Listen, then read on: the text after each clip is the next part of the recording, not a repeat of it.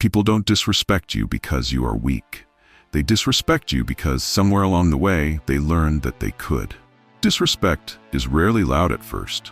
It begins quietly, a joke that goes too far, a boundary that gets ignored, a tone that shifts just slightly, and if it's not corrected early, it grows.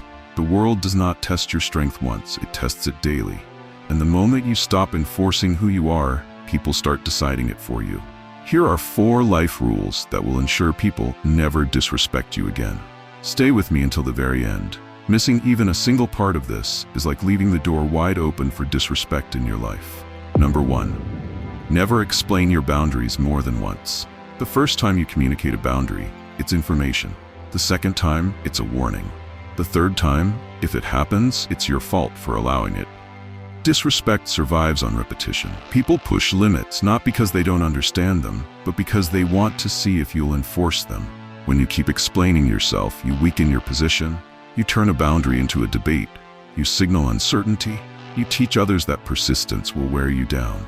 Strong people don't negotiate their self-respect. They state it clearly, once, and then let actions speak.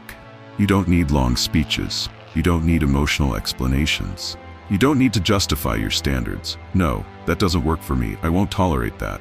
Short, calm, final. The moment someone crosses the line again, you respond with distance, consequence, or withdrawal, not conversation. People respect what is enforced. They ignore what is discussed endlessly. The rule is simple. Boundaries explained once are respected. Boundaries explained repeatedly are tested. 2. Control your emotions, especially when you are provoked. Disrespect is often a trap, a test designed to see if you will lose control. When someone insults you, interrupts you, dismisses you, or challenges you unfairly, they are watching closely. Not for your words, for your reaction. The moment you explode, defend aggressively, or become emotional, you hand them leverage. Calm people are dangerous, not because they threaten, but because they cannot be controlled. When you remain composed while others provoke, something powerful happens psychologically. You reverse the power dynamic. You become unpredictable. You force them to reveal themselves. Silence after disrespect is not weakness. It is pressure. A steady gaze, a pause, a controlled response. These make people uncomfortable because they don't know where they stand with you anymore. People disrespect those they can emotionally move. They respect those they cannot shake. Your calm is not passivity.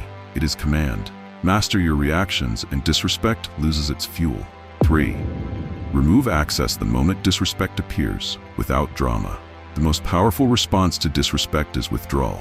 Not confrontation, not lectures, not emotional speeches. Access is currency. And the moment someone disrespects you, they prove they don't value what they've been given. Strong people do not beg to be treated well. They simply stop showing up where they are mishandled.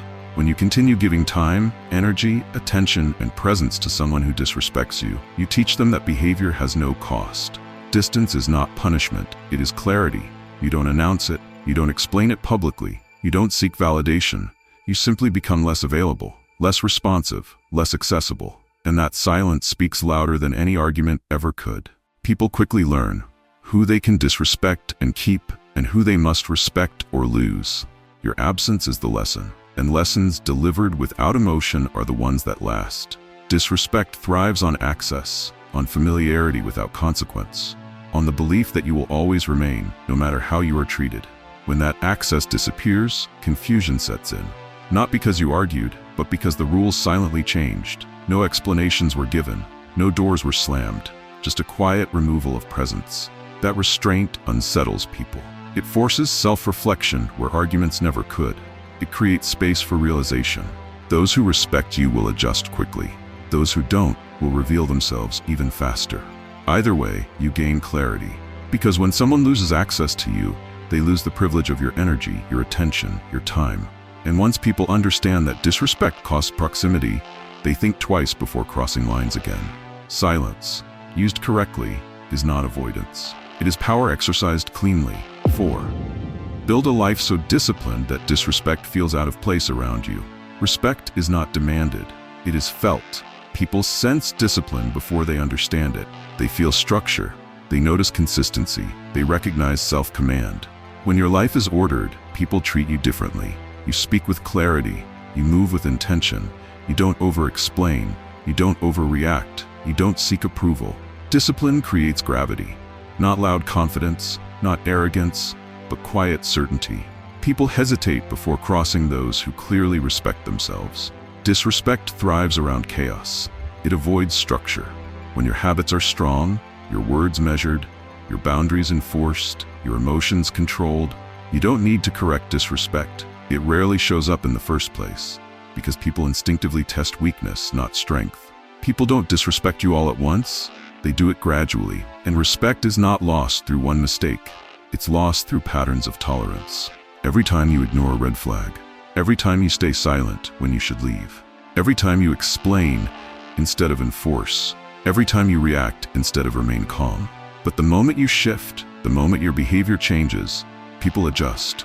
Not because they suddenly became better, but because the rules changed. When you live by these life-changing rules, people speak differently around you. They think before making jokes. They hesitate before crossing lines. They choose their words carefully. Not because you intimidate them, but because they sense consequences. Your presence becomes firm. Your silence becomes meaningful. Your boundaries become unquestioned.